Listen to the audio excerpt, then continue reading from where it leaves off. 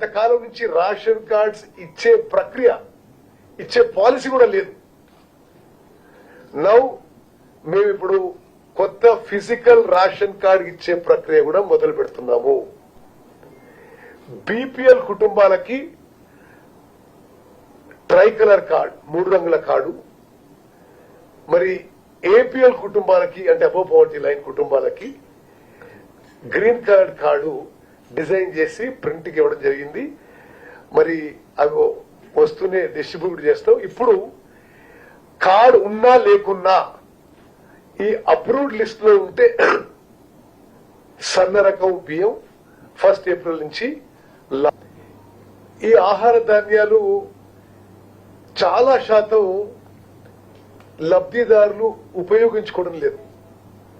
They are not eating the food grains.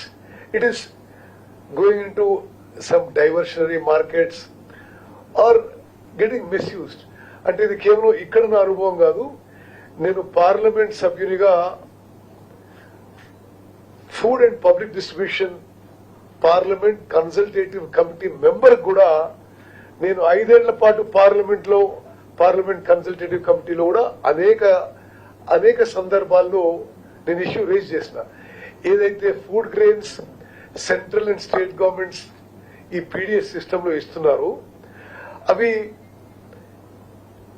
అనేక సందర్భాల్లో అనేక రాష్ట్రాల్లో they are not in tune with the people's requirement. ఇది ఒక గొప్ప విషయం. 29 రాష్ట్రాల్లో ఎక్కడ కూడా ఇటువంటి మరి ఆహార భద్రతకి సంబంధించిన ఇటువంటి విప్లవాత్మక మార్పు, ఒక ముందడుగు ఎక్కడ వేయలేదని చెప్పి నేను మనవి చేస్తున్నాను. ఇది స్పెసిఫిక్ గా స్టడీ చేసి కూడా మీకు చెప్తున్నాం. గౌరవనీయులు మా ప్రియతమ నాయకురాలు సోనియా గాంధీ గారి కళ నెరవేరుస్తూ ఆమె ఆకాంక్ష మేరకు ఫుడ్ సెక్యూరిటీ యాక్ట్ వారి సమయం, ఇది ఒక గొప్ప విషయం.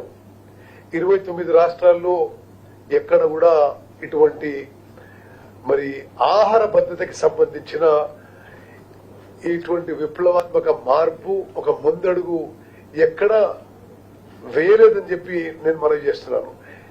ఇది స్పెసిఫిక్ గా స్టడీ చేసి కూడా మీకు చెప్తున్నాం. గౌరవనీయులు మా ప్రియతమ నాయకురాలు సోనియా గాంధీ గారి కళ నెరవేరుస్తూ ఆమె ఆకాంక్ష మేరకు